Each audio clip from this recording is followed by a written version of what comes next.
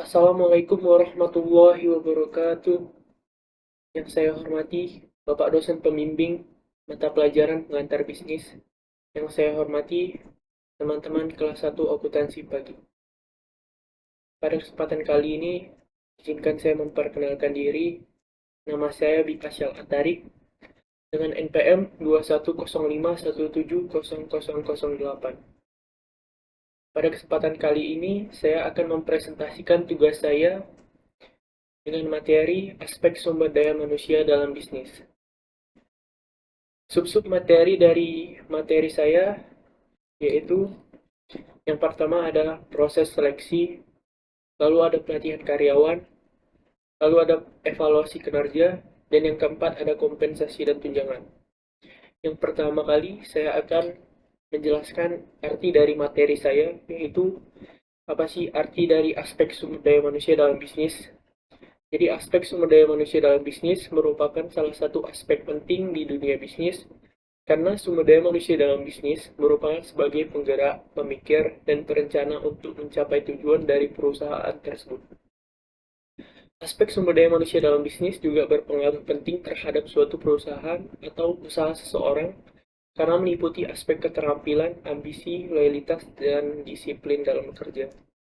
Jadi, di dalam dunia bisnis, aspek-aspek seperti penggerak, pemikir, dan perencana itu di dalam sebuah perusahaan sangat penting karena untuk mencapai tujuan dari perusahaan tersebut. Apabila ketiga ini tidak ada di dalam aspek sumber daya manusia dalam bisnis, mungkin suatu perusahaan tidak akan bisa dapat berjalan dengan lancar dan tidak akan dapat mencapai tujuan.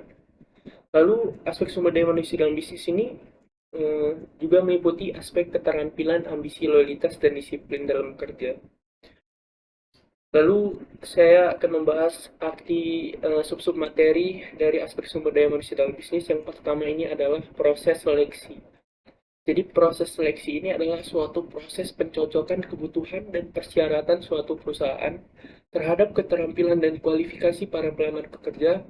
Proses seleksi juga salah satu proses yang sangat penting di dalam aspek sumber daya manusia dalam bisnis. Karena dengan memilih para pelamar kerja yang terbaik untuk mengisi lowongan pekerjaan yang dibutuhkan, suatu perusahaan akan mendapatkan karyawan yang berkinerja tinggi dan berkualitas baik. Jadi dengan melakukan proses seleksi di suatu perusahaan tersebut akan mendapatkan karyawan yang terbaik dan karyawan yang berkinerja tinggi untuk mencapai suatu tujuan perusahaan tersebut. Di sini saya akan membaca pengertian dari proses seleksi menurut para ahli, yaitu menurut Kasmir pada tahun 2016 mengemukakan bahwa seleksi adalah proses untuk memilih calon karyawan yang sesuai dengan persyaratan atau standar yang telah ditetapkan. Di sini saya sudah ada contoh proses seleksi pada suatu perusahaan, yaitu saya pilih di sini PT Mitra Sukses Karya Bersama. Jadi yang pertama dalam proses seleksi karyawan, jadi proses seleksi pada PT Mitra Sukses Karya Bersama ini, mereka melakukan proses seleksi di bagian sales. Jadi penerimaan pendahuluan dilakukan dengan menerima berkas lamaran dari calon pelamar baik yang diantar langsung maupun via pos. Seksi lamaran dilakukan oleh manajer HRD dengan cara menyeleksi kelengkapan berkas lamaran. Pertama, surat lamaran akan diseleksi secara kelengkapan administratif yang terdiri dari KTP, ijazah, surat lamaran, riwayat hidup, dan pengalaman kerja. Setelah kelengkapan administrasi dinyatakan lengkap, seluruh surat lamaran dikelompokkan berdasarkan surat keterangan kerja. Selanjutnya, surat lamaran diseleksi kembali berdasarkan kriteria untuk bagian sales. Lalu yang kedua ada tes penerimaan. Pada proses seleksi penerimaan karyawan bagian sales pada perusahaan PT Mitra Sukses Karya Bersama, ini tidak dilakukan tes penerimaan karena hal ini membutuhkan karyawan bagian sales dengan cepat sehingga proses tes penerimaan dianggap memperlambat proses seleksi karyawan. Lalu yang ketiga ada wawancara seleksi. Dalam teori proses seleksi karyawan, wawancara seleksi dimaksudkan untuk mengetahui lebih dalam kemampuan dan kepribadian para pelamar yang tidak diperoleh melalui tes tertulis. Wawancara seleksi dibutuhkan untuk dapat mengetahui informasi lebih dalam mengenai calon karyawan sehingga tidak akan salah dalam penempatan posisi kerja. Lalu yang keempat ini ada pemeriksaan referensi PT Mitra Sukses Karya Bersama, yaitu karena melakukan pemeriksaan referensi karena identitas diri pelamar sangat penting bagi perusahaan. Pelamar diminta memberikan beberapa nama yang menjadi referensinya sebagai cara untuk mengetahui lebih dalam tentang latar belakang calon pelamar. Pemeriksaan referensi dilakukan pada saat wawancara dengan manajer HRD yang berwenang juga sebagai manajer retail dan manajer project. Lalu yang kelima ada evaluasi medis yaitu tes kesehatan. Dalam proses seleksi karyawan sales, PT Mitra Sukses Karya Bersama ini tidak menerapkan tes kesehatan bagi para pelamar karena hal ini perusahaan lebih mengutamakan pengalaman sales calon karyawan. Lalu yang keenam ada wawancara oleh manajer HRD. Wawancara pertama dan terakhir ini dilakukan oleh manajer HRD dengan tujuan untuk mengetahui kesiapan calon karyawan, serta memperoleh informasi yang lebih mendalam lagi mengenai kemampuan pelamar dalam melaksanakan tugas yang akan dikerjakan. Lalu yang ketujuh ada keputusan penerimaan.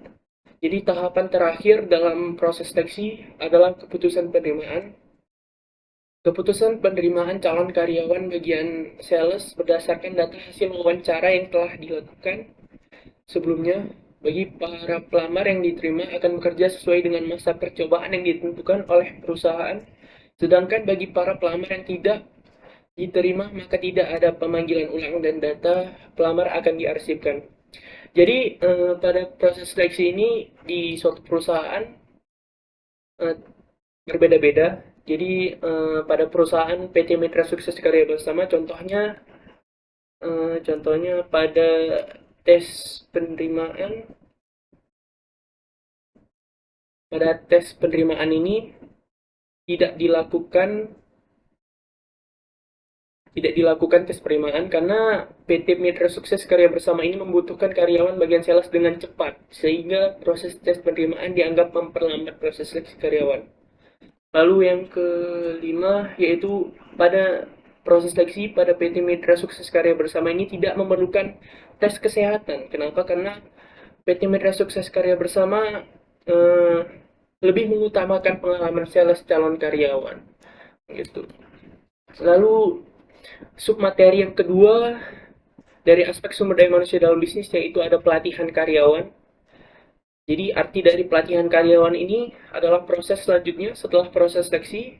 Pelatihan karyawan merupakan proses berkelanjutan perusahaan untuk meningkatkan kinerja karyawannya, yang bertujuan untuk melatih dan mengembangkan karyawan dengan menggunakan berbagai metode dan program dari suatu perusahaan. Pelatihan bagi karyawan merupakan sebuah proses yang mengajarkan pengetahuan dan keahlian tertentu, serta sikap agar karyawan semakin terampil dan mampu melaksanakan tanggung jawabnya dengan baik.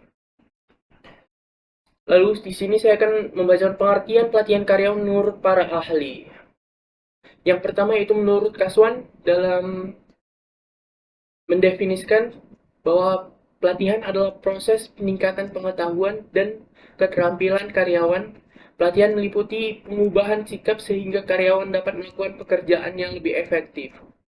Lalu yang kedua ada menurut Handoko pada tahun 2016, yaitu pelatihan adalah proses meningkatkan pengetahuan dan keterampilan karyawan. Pelatihan mungkin bisa juga meliputi pengubahan sikap sehingga karyawan dapat melakukan pekerjaannya lebih efektif. Pelatihan bisa dilakukan pada semua tingkat dalam organisasi. Pada tingkat bawah, rendah, pelatihan berisikan pengajaran bagaimana mengerjakan suatu tugas, misalnya mengoperasikan mesin. Lalu yang ketiga dan yang terakhir, ya ini menurut Gomez dalam jurnalnya pada tahun 2017 menuturkan bahwa pelatihan adalah setiap usaha untuk memperbaiki performasi pekerjaan pada suatu pekerjaan tertentu yang sedang menjadi tanggung jawabnya atau suatu pekerjaan yang ada kaitannya dengan pekerjaan. Di sini saya akan memberikan metode dan contoh